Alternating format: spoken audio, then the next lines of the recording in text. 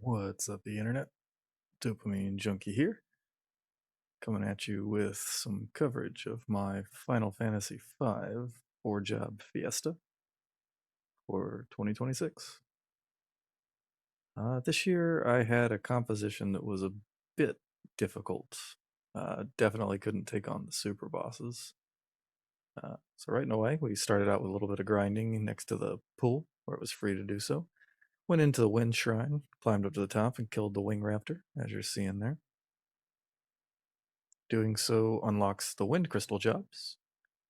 And right away, I should go ahead and explain what exactly this is going on here. So, a 4-job fiesta means that the characters in this game can only play 4 jobs. You'll only have access to those 4 jobs. I play a rule set called the regular and natural rule set, which means that in addition to the regular rules of a 4-job fiesta, the natural rules mean that each character can only ever be the job corresponding to their uh, story respective crystal. So Bart's the wind crystal, Ferris, fire crystal, etc., etc. So right here we unlock the wind crystal job, and we rolled Knight for Bart's.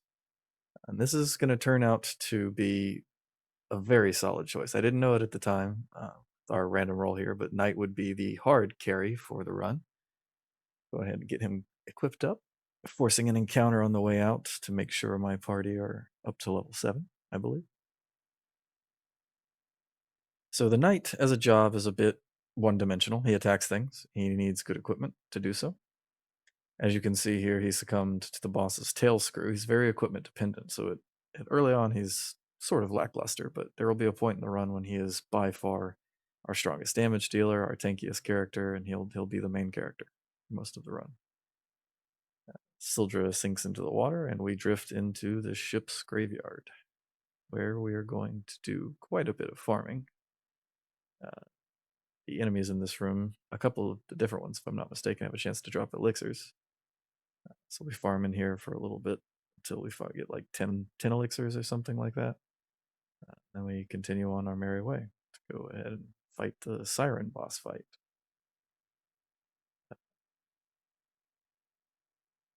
Siren is pretty susceptible to physical attacks, and with a knight and 3 freelancers who are a little bit overleveled, she crumbles in a couple of rounds.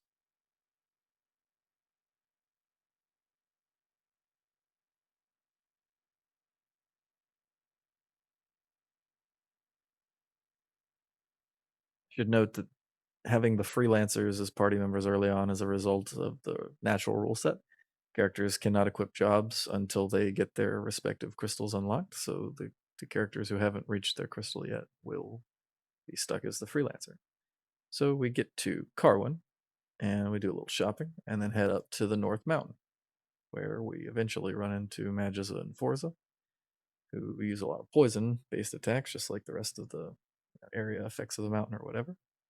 We ended up taking them out, and yeah, not too much to say about that. Pretty straightforward fight. A lot of attacks, a lot of using items to hang in there.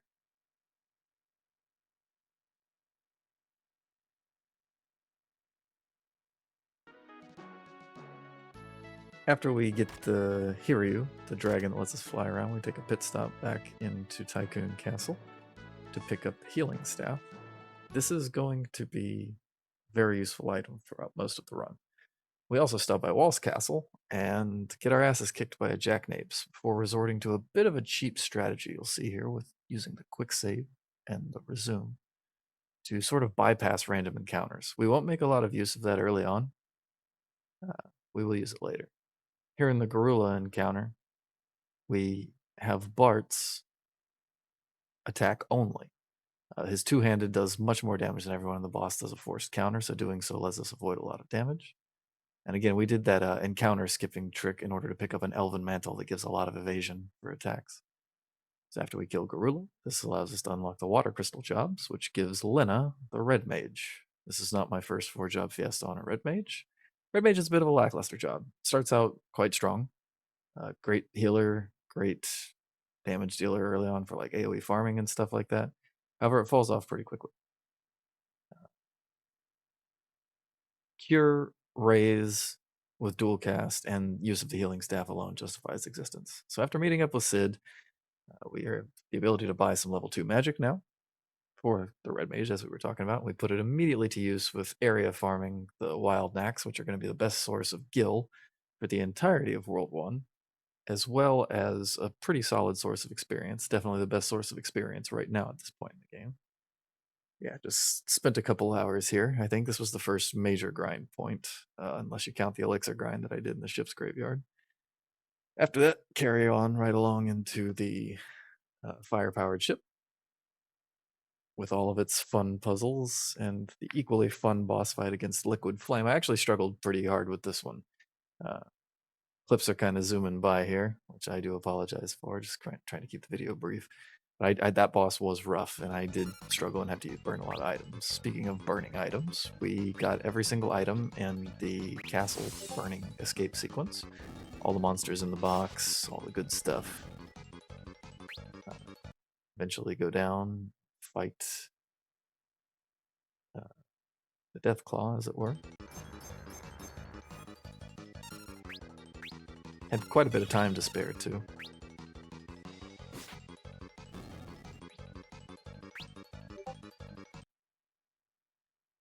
So, next job we unlocked was Beastmaster. And we spent that time, first things first, capturing a zoo. Fire Crystal job for Ferris is the Beastmaster. Capture a zoo inside the Library of the Ancients. Release it on Ifrit for big damage.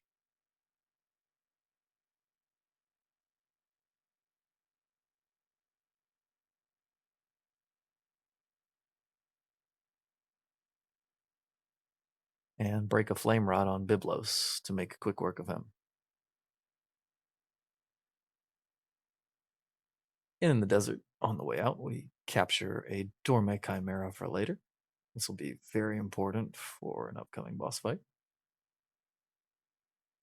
These guys are pretty rough at this level. Their Aqua Breath attack hurts quite bad, so capturing them took a couple of tries, but it wasn't too bad.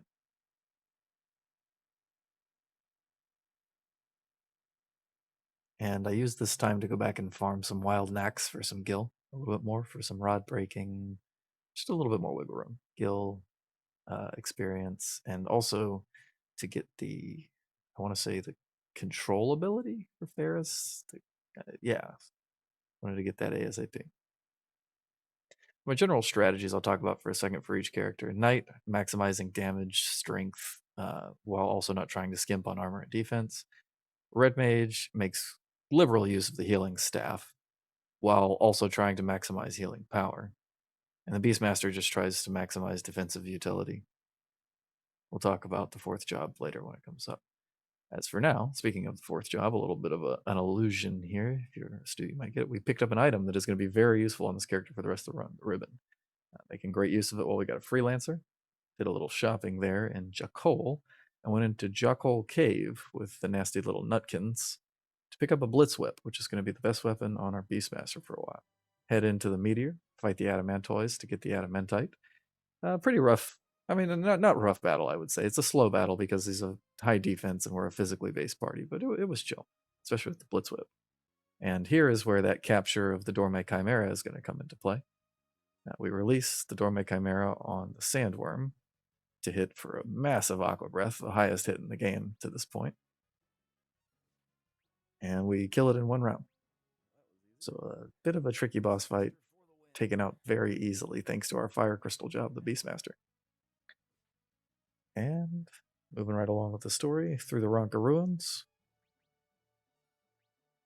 we captured a Sand Bear, which I guess I didn't have a clip of. Released it on the Archeo Avis.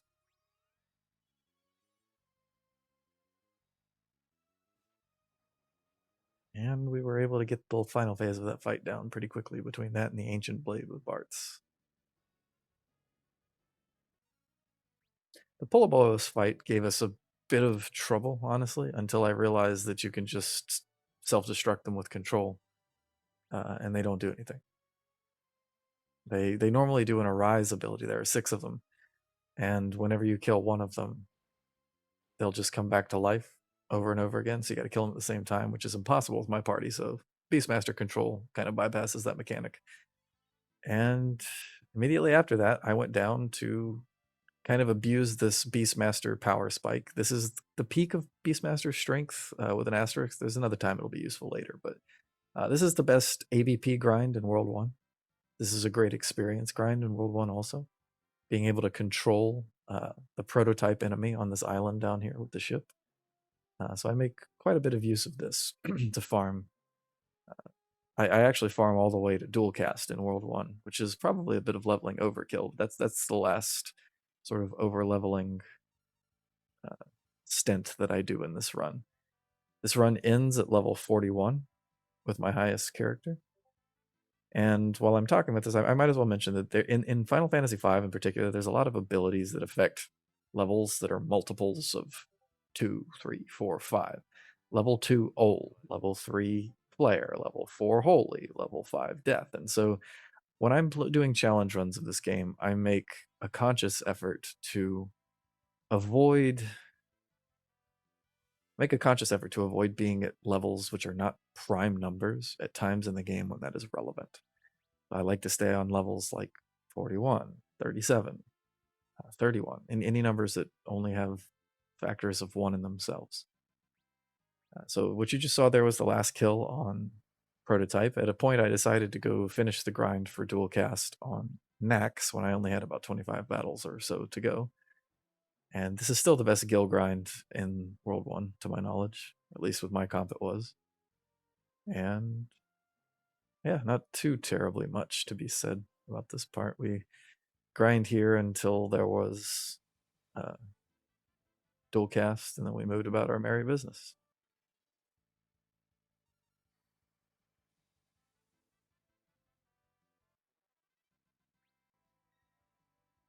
Picked up a sand bear on the way out. This actually proved to be a waste of time. I would end up releasing this and picking up a better bear. I don't remember what it's called actually. Whatever bear is in Exdeath's castle.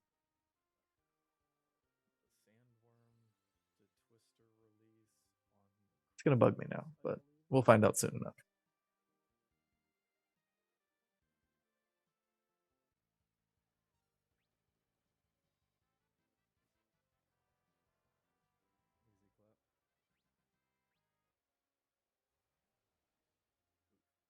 Moving right along to World 2. We kicked the kidnapper's ass as Bards, but still ended up in excess jail. And our fourth job that we unlocked was, unfortunately, in my opinion, contender for the worst job in the game, the Dancer. Dancer's dance ability is one of 4 random things, and only one of them is good. Tempting Tango has some very niche uses that'll come up in the run, but we'll never talk about them here, unfortunately. There are no clips of it or anything, but it did come up a couple times. For the most part, you're just hitting dance and praying for Swords Dance to happen, which has a 1 in 4 chance until later on with certain equipment, where it has a 1 in 2 chance, or yeah, a 2 in 4, so 1 in 2 chance to happen. Very weak job, very squishy job. It's got the lowest health in the game of any job. Its armors are quite low as well that it has access to, and unfortunately, it is a frontline fighter to get the fullest use of Sword Dance. So here's that shell bear that I couldn't remember the name of earlier. We catch one of those, put it to good use against Gilgamesh on the big bridge, I believe, which I didn't have a clip of for whatever reason. Battle on the big bridge was a battle. It was a big bridge. Not too much to say about it. A lot of our strategies boil down to using Lina to dual cast Cure, dual cast Raise, dual cast Protect. A lot of her level 1 white magics, which are limiting. And then having everyone else physically attack or spam dance. With the Tyrannosaur boss to save the Moogle, we use Phoenix Down to cheese it. And right outside of that little grotto place, we capture a Sandcrawler, which is going to prove to be one of the most useful captures in this run. We degrade ourselves with a Moogle in order to get another Elven Mantle, the Evasion Cloak.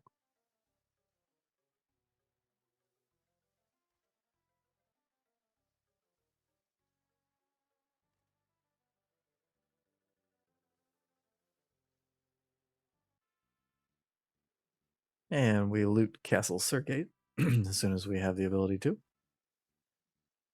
as well as Castle Ball.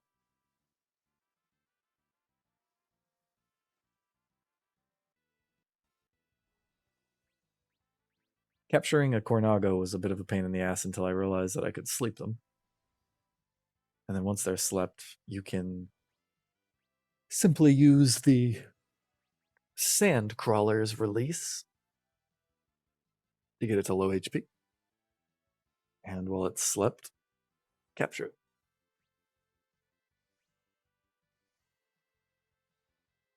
And capturing the Cornago is important, so you never have to go through the pain of capturing a mob like that again when you trade it in for the Cornago Gourd, along with 10,000 gil here in Kelb.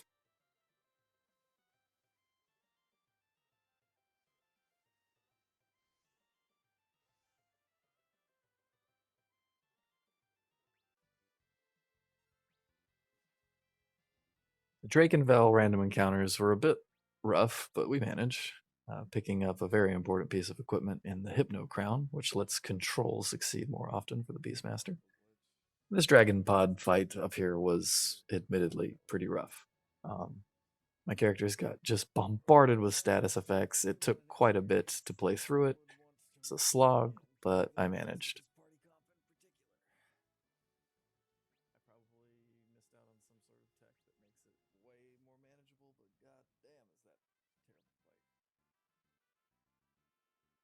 And after looting Castle Surgate, it was time to head over to the Barrier Tower.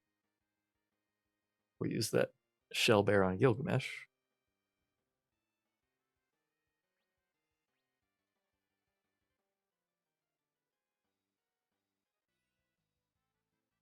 And inside the Barrier Tower, had a bit of trouble with the yellow dragons, but eventually was able to take them down. Doing so gets the gold hairpin, which reduces MP cost of abilities by half. So very useful for the red mage, who's a bit limited on MP. Atomos was another bit of a rough boss fight, but again, not too much to say in the way of strategy. Attack with Bartz, heal with Lena, pray for Swords Dance with Galuf, and that he doesn't die because he's squishy. Yeah. After that, I stopped off in, I believe is Moor there. Not quite sure where that shopping stop was. I believe it was the Forest of Moor, and then I captured another. Yeah, it was definitely the Forest of Moor. I captured another Sandcrawler from over near the Moogle Forest. And went and talked to Guido. World 2 was pretty quick for the most part. After talking to Guido, we went to the Forest of Moor, where the random encounters were, again, a bit on the rough side with this composition. Not a lot of area, so big packs were rough. We chose the Aegis Shield over the Flame Shield. And this here on screen is probably what would be the hardest fight in the game, in my opinion. It's definitely one of the hardest non-optional bosses. Each one of these little crystals has their own elemental weaknesses, elemental immunities. Oh, there are no weaknesses, excuse me. Elemental absorptions, elemental immunities. So it's very hard to actually deal damage to them. But in addition to that, they do a ton of area damage. So my strat was basically just release a Sandcrawler, which has a low chance to affect them, and pray that it hits all four of them. Now, sadly, I never saw that. So after a couple dozen tries, I just decided, oh, hey, I can just kill three of them very quickly and take on the last one in kind of a one target boss fight. So that's exactly what I do. I kill the top one who's immune to fire with Bartz, and then I do an area fire attack with Lena. And this last one, just kind of take it out normally.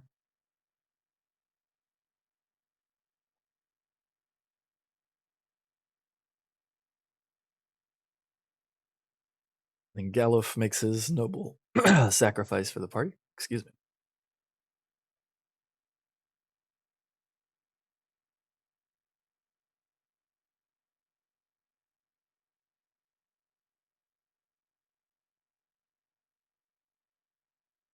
This fight took a silly amount of time having to wait for the sword dances to connect.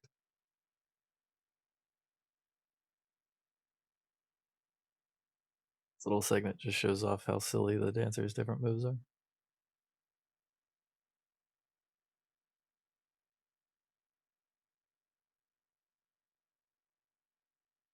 So after that, it was free to go to World 3 whenever we want to via the X-Death Castle event, but I stopped off in the sealed castle in order to do a little bit of grinding. Beastmaster is very strong and that it can control the shield dragons there. So I do so in order to get all of my characters to prime levels. Everyone's at 37 except for Kryl is at 29. And in retrospect, I do regret doing the level grinding that I did without Galuf in World 1, because that put Kryl behind quite a bit and made her a good bit weaker for later on, but what can you do? You live and learn. So after scaling X's Castle and looting the place for some pretty good items, it was then time to come across the room. This room, with all these annoying skulls and whatnot, having to deal with all of the traps here in X's Castle is as fun as it usually is, but I resorted to pretty heavy abuse of the quick save bug at this point in the run in order to preserve my prime levels. And I should probably also say, I haven't mentioned it at this point, but I have not been able to flee from any battle at this point. That's why I'm abusing the quick save bug. Normally in a playthrough, I would just run away and I wouldn't care about it, but uh, I'm going with the Brave Blade in this game, which is a sword whose power starts out very, very strong, but every time you've run away in the game, it decreases that sword's power. So this file at this point has never run away, which means that sword is at max power. And speaking of swords, it's time to fight Gilgamesh, because we need the Excalibur that he drops for a setup later, and I'll talk about when it shows.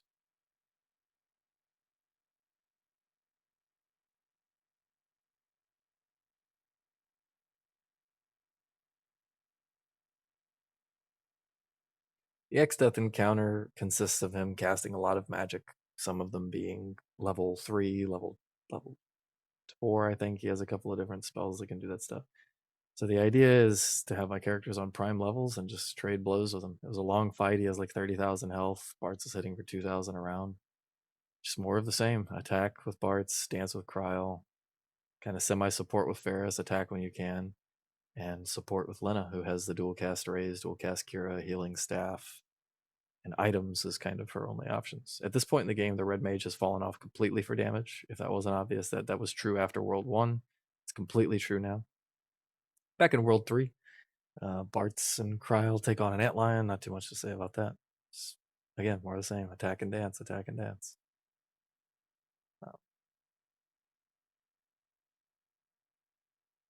At this point in the game, we were able to go to the village of Moor and pick up the Brave Blade that I just mentioned. And this is when Bartz went from the carry to the hard carry. This is when he scaled and took the group on his back and brought the run home. I don't know if I could have done this with Monk or Thief instead of Knight at this point. I guess if with Thief, I could have done chicken knife grinding. I won't get into the details of what that entails. If you don't know what that means, it's okay. But yeah, so I spent a good bit of money on high potions here because Lena's not in the party and I don't have a healer. Took way too long for me to realize that I can just paralyze these gargoyles with the chain whip to prevent them from doing their respawn shenanigans. And as always, the encounters in the Pyramid of Moor with 3 people are a pain. They do things like zombie, they do instant death sometimes. This is pretty annoying. The encounters here are no joke. A lot of status effects, but we managed to get through.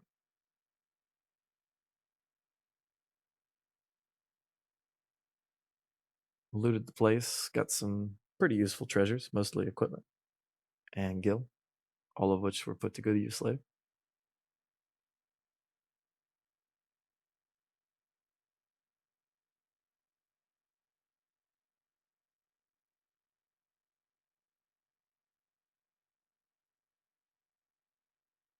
Using control in the way that you're seeing on the screen was also something that I haven't really highlighted yet, but was a big use, especially for in this dungeon. Being able to just have an enemy not not do anything for a while, that was huge. Just taking their turn and having them not use it against you was something that I took a lot of advantage of with Beastmaster. And I would say that this playthrough actually made me develop an appreciation for Beastmaster that I didn't have before.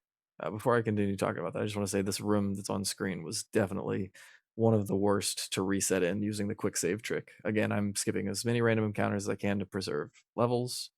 Also, just to try to not have to deal with them with this composition in this place. I wouldn't do it if this version of the game didn't have it built in innately. I don't like using save states in challenge runs like this, but since it's innate in the game, I felt like it was kind of fair game. So loot the pyramid, get the stone tablet, back to the forest, kill Melusine to reunite with Lina. And at this point, the game kind of opens up. You can do whatever you want. You can go straight to the end game dungeon if you want, and that's exactly what I do. I head straight to Mirage Village and I liquidate my inventory. I sell everything, and then I buy 2 sets of Hermes shoes and 3 sets of coral rings. Because at this point, I still had delusions in my mind of being able to take on Shinryu. We will see how that goes later. Yeah, I bought the coral rings for Shinryu, definitely a waste of gil. After my shopping in Mirage Village, I stop off in the Sealed Castle, pick up the Fire Lash for the Beastmaster, Best Whip, Excalibur, which is a holy offensive sword. I didn't really get a lot of use of it, honestly. It was kind of, yeah. And the Assassin's Dagger, which saw a decent bit of use. After that, I attempted to grind in the Sealed Castle on Shield Dragons again, which for the record, I probably should have, knowing how I was going to be so meticulous about avoiding experience. I should have just grinded my levels in World 2 to the levels that I wanted to be at. I shouldn't have grinded levels without Galuf. You live and learn. In future fiestas, I will behave in such a way. But yeah, I decided that grinding in the castle wasn't worth it because Exdeath Soul doesn't give any XP and it's a pain in the ass to fight. So the best place that I could find, given my party, what I had access to, I didn't want to go to Fork Tower for the submarine to go to that area, was to just single target down these little turnip looking things in the desert of the interdimensional rift dungeon. So I stayed there until my characters got to, I want to say it was about 41, 41, 40, and 34. You can see it on the screen coming up here. But after that, I spend all of my gil on Ethers and Phoenix Downs. And it is time to tackle the interdimensional rift, which again, I make just blatant use of the quick save ability to bypass random encounters. Califisteria was a pushover, just attack her several times with Bard stealing over 5,000 damage. Very strong. Not too much to say, more of the same. I should say that Ferris has kind of almost fully transitioned into a bit of a semi-support role. Outside of having a release that's going to come in very handy later after we walk through the sky and through the castle, Ferris is a graduated item for him. So we pick up the Hermes sandals, do a funny little dance here to get the red slippers and the rainbow dress for our dancer. Let the record state that I actually didn't end up using the red slippers at all. I didn't think they were that useful. And those skips to get around those Altaroid enemies there are very tight.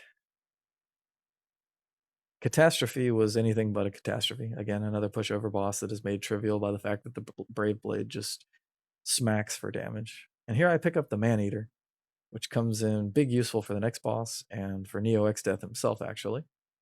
The highest damage in the game comes from Kryl using the Man-Eater to Swords Dance with a humanoid target, which Halicarnassus here is a humanoid target. I think it hit for about 8,100 damage or so. That would be the highest hit of the entire run of the Dancer of all characters. And what that rainbow dress does is that makes the 1 in 4 chance of the Swords Dance turn into a 1 in 2 chance, which is a lot more manageable. So Halicarnassus, quick work of, another very easy fight. However, unfortunately, after that, we had a very not so easy fight. After eating many gigaflares to the face, finally got a good run where everybody was alive enough that I could immediately release the sand crawler guy to a maelstrom into a attack from Kryl. Carrying on through the rift, say goodbye to our good pal Gilgamesh, and encounter a Christelle. This is what we picked up the Excalibur for. They have exactly 3 HP. By reducing them down to 1 HP remaining, you can catch them with the Cornago Gourd. It gives a Mighty Guard when released, which is incredibly useful. However, not useful enough to be able to contend with Shinryu. I'm just going to sort of let this play out to show you how hopeless it was for me to try Shinryu. And this was one of the better attempts where I got good RNG on the abilities. His frost spell could just straight up wipe out my party in a single hit, just full everybody at full health. Nothing you can do about it. Dead. Try again.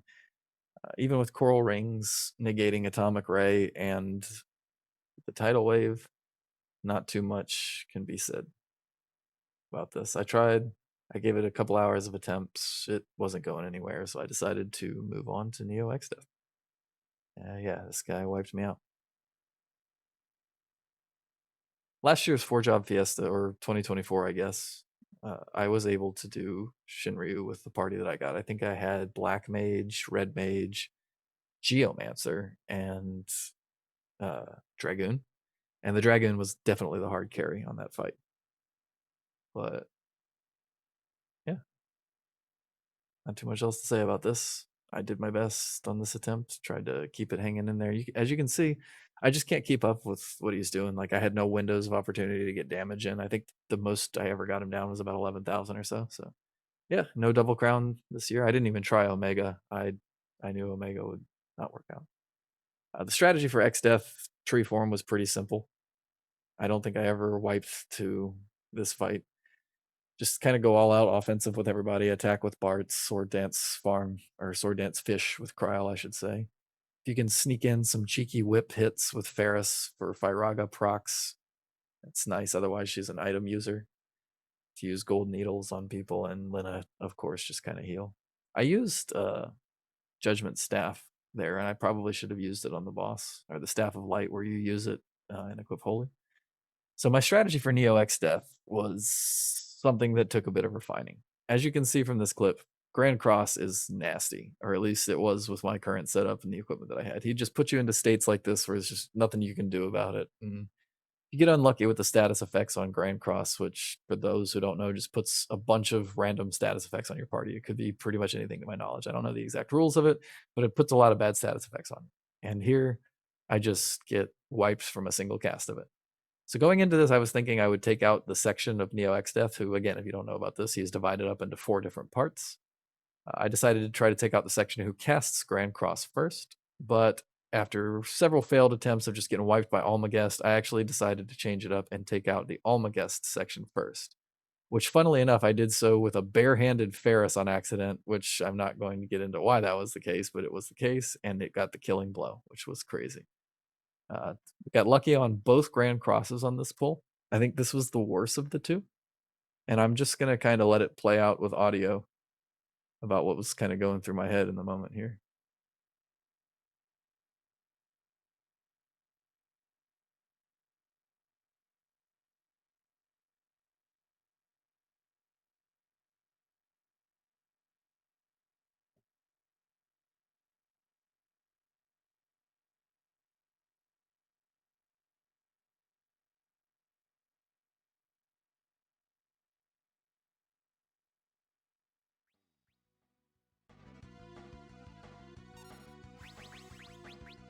Yeah, I have to kill Lena.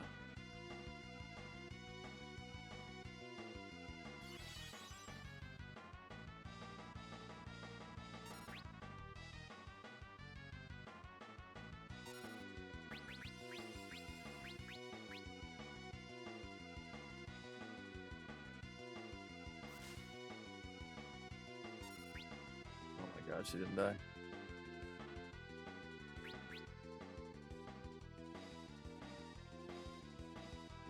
I was really debating on what to do with this turn. I wanted to greed the attack so bad, but I decided to just kill Lena off here. To remove the Berserk, and it turned out to be the right. I'm still recovering from that Grand Cross, by the way. Like, I still have not caught back up yet. We're just about recovered from it. It took like 5 or 6 rounds to get recovered. Oh my god, from that stop killing fucking Barts. As you can hear, I was really upset about Bart's dying over and over and over again. We almost ran out of elixirs. I came in 29 or so. But we were able to take out the Grand Cross section easily enough.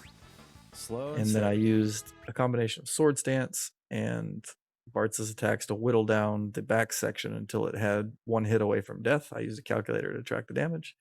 Then I killed the front section. And upon doing so, with this here Sword Stance, I quickly realized that it was time to input an attack with Bart's ASAP to get the win before an Almagest or a Grand Cross went off. This Neo kill took me quite a few attempts. It was a difficult Fiesta. I'm happy I was able to get the kill. I don't enjoy Dancer. Beastmaster gained a lot of respect in my eyes, honestly. It's very useful early games. The gimmicks that you can do with it are great if you know what you're doing. And I played on a version that doesn't have lightning breath. This is a nerfed Beastmaster. I didn't get to show off what it's fully capable of, but the only thing I regret about Beastmaster is that I didn't have a Blue Mage to have.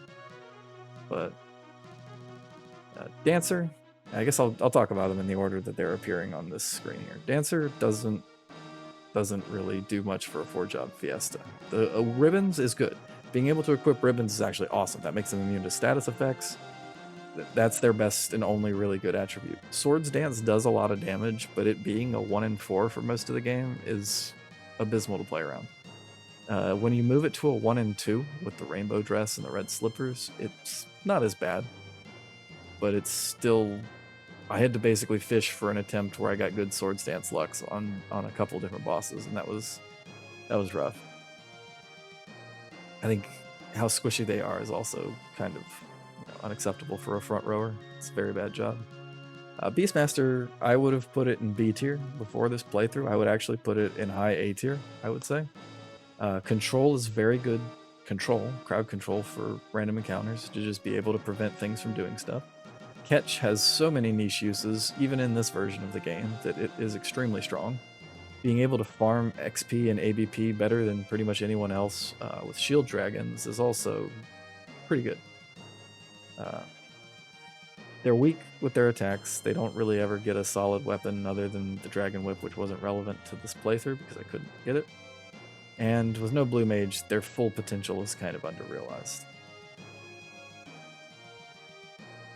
Red Mage is a job that I want to hate it, but if I'm being honest with myself, Red Mage was the second carry of this run. If Bart's was the hard carry, Red Mage was the hard support. Especially in the early game. Having access to Cura, having access to Raise, both of those on dual cast, having the healing staff for free healing, eventually moving into the gold hairpin that halves the MP usage.